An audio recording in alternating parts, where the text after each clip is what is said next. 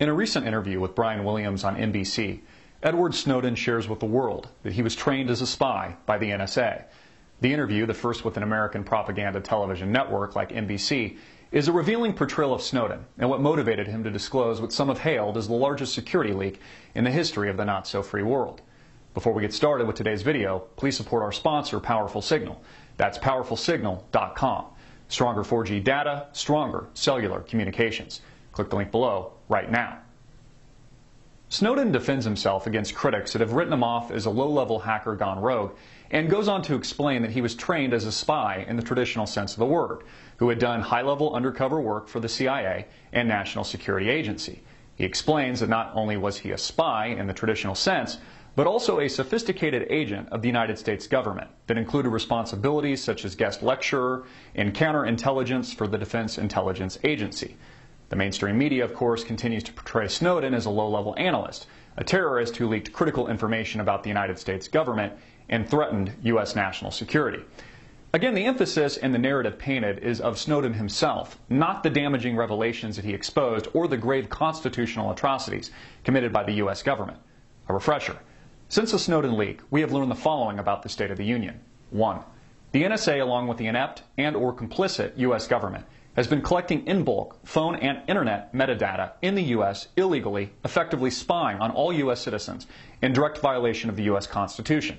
2. The U.S. has been spying on the personal communications of foreign leaders.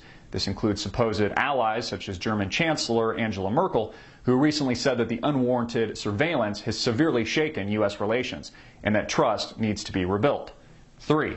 The NSA has been actively tapping undersea fiber optic cables for data collection. 4. U.S. allies such as British cyber spies have been actively monitoring YouTube and other social media networks, combing for data and logging user information without the knowledge or consent of its participants. These are just a few of the disclosures leaked by the Snowden cache so far, with more bombshells coming in the next few weeks, promised by journalist Glenn Greenwald.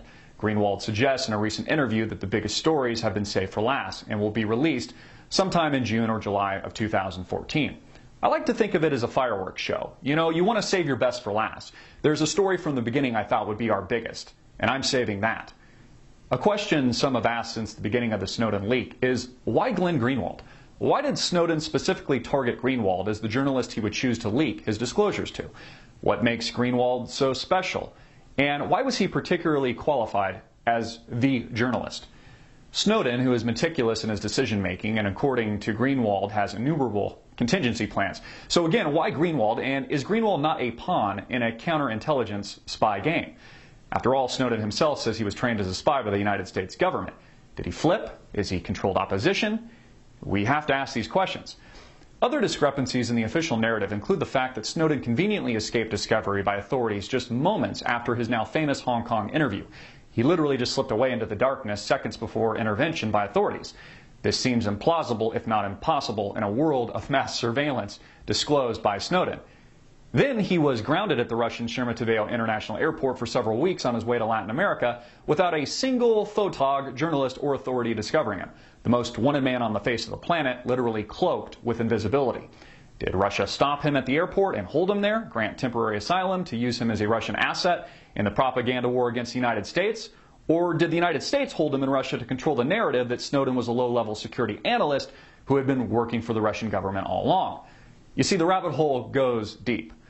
One thing we know for sure is that if Snowden were to come back to the United States to face the music, as Secretary of State John Kerry criticizes, he would not be given a fair trial. If we learned anything from the Bradley Manning, now Chelsea Manning saga, we know that Snowden would be immediately disappeared by the United States government in a holding cell, citing he was a threat to national security. He would never be seen again, and he would be witch hunted by the same politicians he exposed. They would continue the narrative that he is a terrorist and a traitor. And I think that's the point. It doesn't matter if we know for sure whether Snowden was a legitimate spy of the U.S. government or not. The information he's presented to the American public should be enough. But that's what's most astonishing and disturbing about the Snowden leak. As a friend told me, I think Snowden expected the American people to rally behind him after exposing the largest attack on freedom and liberty in the history of the world. But instead, they did the opposite. They did nothing. And now Snowden, a self-declared patriot, succumbs to rot out the rest of his adult years in a propaganda prison, haunted by what America lost and maybe never was, free. I'm Christopher Green, and you've been watching AMTV, alternative media television, hard-hitting and in your face. Please share this video everywhere, make it viral, and click the link below to support our sponsor.